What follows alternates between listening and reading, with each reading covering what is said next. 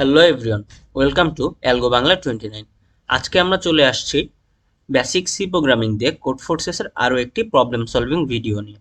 তো এর আগে বলে রাখি, যারা আমাদের আগের ভিডিওগুলো দেখেননি বা বেসিক লেভেলে জানেন না কিভাবে কোড ফোর্সেসে অ্যাকাউন্ট করতে হয় বা প্রবলেম সলভিং করতে হয়, তারা অবশ্যই আমাদের আগের ভিডিওগুলো দেখে নেবেন এবং সেখান থেকে জেনে নেবেন কিভাবে কোড ফোর্সেসে প্রবলেম সলভ করতে হয়। তো আজ আমরা শুরু করি কথা না বাড়িয়ে আজকের ভিডিও। আজকে আমরা যে প্রবলেমটা সলভ করব, প্রবলেমটার নাম হলো নেক্সট রাউন্ড। এটা কোড ফোর্সেসের 800 রেটিং এর একটা প্রবলেম। আচ্ছা, প্রথমে আমরা ভালোভাবে পড়ে নিই যে আমাদের প্রবলেমটায় কি বলা হয়েছে। আচ্ছা, contestant who earns a score equal to or greater than the kth place finisher's score will advance to the next round as long as the contestant earns a positive score and except from current rules. আচ্ছা, এখানে যে জিনিসটা বলা হয়েছে সেটা হলো একটা contest হবে, ঠিক আছে? কন্টেস্টেন্টসরা কিছু স্কোর পেয়েছে। তো এই স্কোরগুলোর ভিতর আমার একটা জিনিস এখানে দেওয়া আছে কি, কেথ প্লেস। তার মানে আমার একটা ইন্ডিভিজুয়াল প্লেসের কথা বলা হয়েছে, যে এত প্লেসে যে ফিনিশ করতেছে, তো তার সমান অথবা তার থেকে বেশি স্কোর যারা যারা পাবে তারা নেক্সট রাউন্ডে চলে যাবে বা তারা অ্যাডভান্স করবে নেক্সট রাউন্ডে। কিন্তু এখানে আরেকটা শর্ত আমার কি, অবশ্যই এই যে যে স্কোরটা সেটা অবশ্যই পজিটিভ স্কোর হইতে হবে, তার মানে জিরোর থেকে বড় হইতে হবে। এটা হলো আমার মোটামুটি প্রবলেম। তো আমার বের করতে হবে কি, calculate how many participants will advance to the next round. তার মানে আমার এন পার্টিসিপেন্টস দেওয়া আছে, ঠিক আছে? আমার এন পার্টিসিপেন্টস দেওয়া থাকবে এবং আমার কে পজিশন দেওয়া থাকবে। আমার বের করতে হবে হলো কতজন পার্টিসিপেন্ট আসলে নেক্সট রাউন্ডে যাচ্ছে। এখন আমার ইনপুটে কি বলা হয়েছে, ইনপুটে আমার প্রথমে দুইটা ইন্টিজার দেওয়া থাকবে। দুইটা ইন্টিজারে কি দিতে হবে, আমার টোটাল পার্টিসিপেন্ট সংখ্যা এন আর হলো একটা পজিশন কে, এই দুইটা দিতে হবে। আর এরপরে আমার কি দিতে হবে, এই যে যে টোটাল পার্টিসিপেন্টস তাদের যে স্কোরগুলা সেগুলো আমি দিয়ে দিব এখানে, ঠিক আছে? এটা হলো আমার মোটামুটি ইনপুটের কাজ গেল। এবার আউটপুটে আমি কি করব, আউটপুটে শুধুমাত্র একটা নাম্বার আমার প্রিন্ট হবে, যেটা হলো কি number of participants who advance to the next round. তো এই ছিল আমাদের মোটামুটি আজকের প্রবলেম। এখন দেখি আমরা কিভাবে প্রবলেমটা সলভ করতে পারি। আচ্ছা, তার আগে আমরা একটু দেখে নিই আমাদের ইনপুট আর আউটপুট স্যাম্পল। আচ্ছা, ইনপুট স্যাম্পল এই যে এখানে দেওয়া আছে 8 আর 5 দুইটা ইন্টিজার। তাহলে আমাদের প্রথম ইন্টিজার 8 হলো কি প্রকাশ করতেছে, 8 হলো আমার টোটাল নাম্বার অফ পার্টিসিপেন্টস প্রকাশ করতেছে, আর 5 হলো ফিফথ পজিশনকে বোঝাচ্ছে।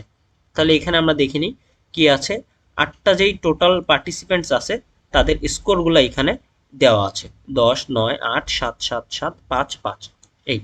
আর আমার ফিফথ পজিশনটা দেওয়া আছে, তার মানে 1, 2, 3, 4, 5 ফিফথ পজিশনে আছে কি আমার 7। এখন আমার কাজ হলো কি, তাহলে 7 এর সমান অথবা 7 এর বড় কয়েকটা পার্টিসিপেন্ট আসলে আছে, তারা সবাই কি করবে, নেক্সট রাউন্ডে যাবে। তাহলে আমরা এইখান থেকে দেখে নিব যে 7 এর সমান অথবা 7 এর বড় কয়টা পার্টিসিপেন্ট আছে, সেই জিনিসটাই আমার আউটপুট হিসেবে আসবে। যেমন এইখানে 7 এর সমান অথবা বড় আছে কয়টা, এই যে তিনটা 7 7 7 7, এই 3, 8, 9 আর 10, এই 3 টোটাল 6, তাহলে আউটপুট আসছে কি 6। আরেকটা ইনপুট স্যাম্পল আমরা দেখে নিই, এখানে দেওয়া আছে কি 4 আর 2, তার মানে নাম্বার অফ পার্টিসিপেন্ট হলো 4 আর আমার পজিশন হলো 2। এখন এই চারজন পার্টিসিপেন্টের আমার স্কোরই হলো কি 0 0 0 0। আমরা কি বলা হয়েছিল আমাদের কন্ডিশনে, যে অবশ্যই পজিটিভ স্কোর হইতে হবে, যে স্কোরগুলো তারা পাবে সেটা অবশ্যই পজিটিভ স্কোর হইতে হবে, না হলে এই রুল অথবা কন্ডিশন খাটবে না বা তারা নেক্সট রাউন্ডে যেতে পারবে না। তো এখানে কি দেওয়া আছে, চারটা যে স্কোর, চারটা স্কোরে আমার কি জিরোতে আছে, তার মানে কি পজিটিভ স্কোরে নাই, যার কারণে আমার আউটপুট হিসেবে আসবে জিরো, কারণ এখান থেকে কেউই নেক্সট রাউন্ডে যেতে পারবে না। তো এই ছিল মোটামুটি প্রবলেমটা। এখন আমরা দেখি যে প্রবলেমটা সলভ করার জন্য আমরা কোন অ্যাপ্রোচ ইউজ করতে পারি। তাহলে যেহেতু আমরা বেসিক সি প্রোগ্রামিং দিয়ে সলভ করব, সেহেতু প্রথমে চলে আসছে আমার hash include studio dot H integer main. তো মেইন ফাংশনের মধ্যে আমি কি করছি, প্রথমেই যে কাজটা আমরা করছি, যে টোটাল যে কয়টা আমার পার্টিসিপেন্ট থাকবে তাদেরকে আমি কি করছি, একটা অ্যারের ভিতরে নিয়ে নিছি। আচ্ছা, জিনিসটা আমরা একটু ভালোভাবে বুঝি, যে আমি ধরি যে আমার কাছে 5টা পার্টিসিপেন্ট আছে, 5জন পার্টিসিপেন্ট থাকলে আমি কি করব, একটা অ্যারে নিব 5 ইন্ডেক্সের, এই যে।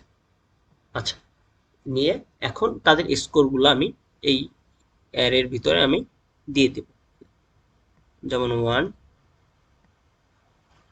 2 3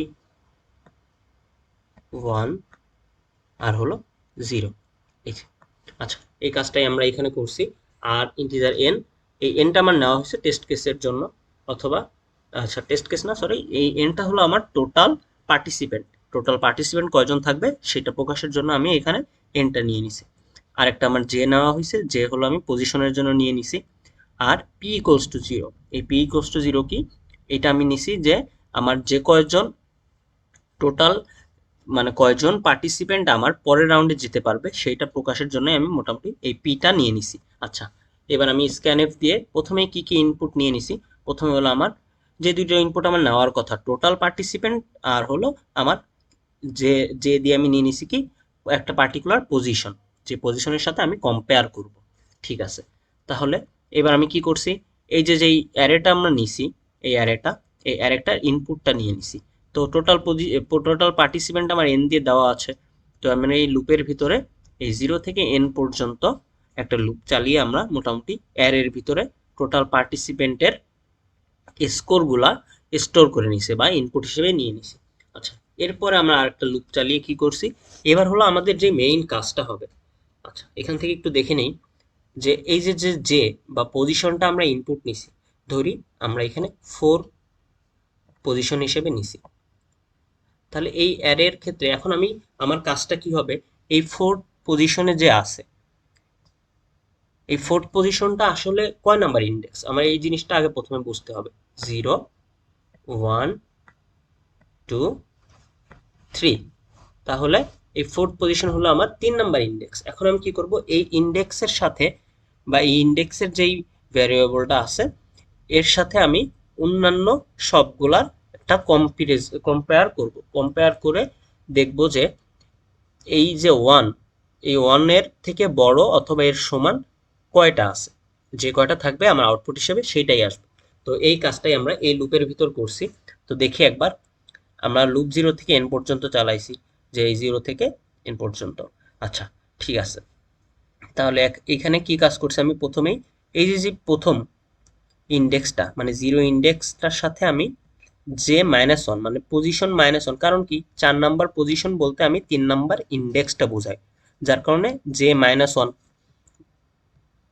যে -1 তার মানে এই পজিশন। তো এই পজিশনে যেই ভ্যালুটা আছে আমার, এই ভ্যালুর সাথে প্রথমটার কম্পেয়ার করছি। তার সাথে সাথে আরেকটা জিনিস কি দেখছি, যে প্রথমটা 0 থেকে বড় কিনা, কারণ কি পজিটিভ না হইলে কিন্তু আমার এই কন্ডিশনের ভিতর আসবেই না, যেটা আমার কোশ্চেনে বলা আছে। যার কারণে আমি দুইটা জিনিস এখানে চেক করব, এই প্রথমটা আমার পজিশনে যে ছিল ওই ইন্ডেক্সের সাথে কম্পেয়ার করে দেখব যে ওর থেকে বড় অথবা ওর সমান কিনা, আর একটা হলো 0 থেকে বড় কিনা। যদি হয় তাহলে আমি পি এর মান 1 বাড়িয়ে দিব। সেম এখানে এরপরে প্রথমটা যখন শেষ হবে এরপরে দ্বিতীয়টার ক্ষেত্রেও তাই, এর সাথে কম্পেয়ার করব আমরা তৃতীয়টার ক্ষেত্রে, চতুর্থটা থেকে পঞ্চমটার ক্ষেত্রে, সবগুলোর ক্ষেত্রে আমার একই জিনিস হবে। তো এরপর আমি কি করব, যখন আমার এই কাজটা শেষ হয়ে যাবে আমি সিম্পলি প্রিন্টএফ দিয়ে আমার এই পিটা প্রিন্ট করে দিব, সাথে একটা নিউ লাইন ইউজ করব। আচ্ছা, নিউ লাইন কেন ইউজ করা হয় এটা যারা জানেন না, আমি আগের ভিডিওতে বলা আছে, তারপর আরেকবার বলে দিই যে আমাদের প্রবলেম সলভিং এর সময় একটা ইরর আসে, সেটা হলো প্রেজেন্টেশন ইরর। যে প্রেজেন্টেশন ইররটা এড়ানোর জন্যই আমরা আসলে ফাইনাল আউটপুটের পরে একটা নিউ লাইন বা এন্ড লাইন ইউজ করি। এরপরে রিটার্ন 0 দিয়ে আমরা মোটামুটি প্রোগ্রামটা শেষ করে দিব। আচ্ছা, আমরা এবার একটু রান করে দেখি যে আসলে আমাদের প্রোগ্রামটা ঠিক আছে কিনা। আচ্ছা, এখানে আমার কি ছিল, ইনপুট 8 5 10 9 8 7 7 7 5 5। আচ্ছা, এখানে আউটপুট কত আসার কথা ছিল, 6, আউটপুট 6 আসছে। তাহলে মোটামুটি আমরা বলতে পারি যে আমাদের প্রবলেম সলভ। এখন আমরা সাবমিট দিয়ে দেখি যে আসলে প্রবলেমটা ঠিকঠাক সাবমিট হয়েছে কিনা। তো সাবমিট দেওয়ার জন্য আমরা এই সাবমিট অপশনে এসে দুইটা জিনিস খেয়াল করব, যে ল্যাঙ্গুয়েজ জিএনইউ জিসিসি আছে কিনা, কারণ কি আমরা বেসিক সি দিয়ে প্রবলেম সলভিং করতেছি। আর একটা জিনিস কি করব, এই সোর্স কোড আমরা এখান থেকে কপি করে আনতে পারি। এখান থেকে আমরা সিম্পলি কপি করে এই সোর্স কোড আনতে পারি, অথবা এই যে ফাইলে আমার কোডটা আছে ফাইলটা এখানে বসে সাবমিট দিতে পারি। সাবমিট দেই।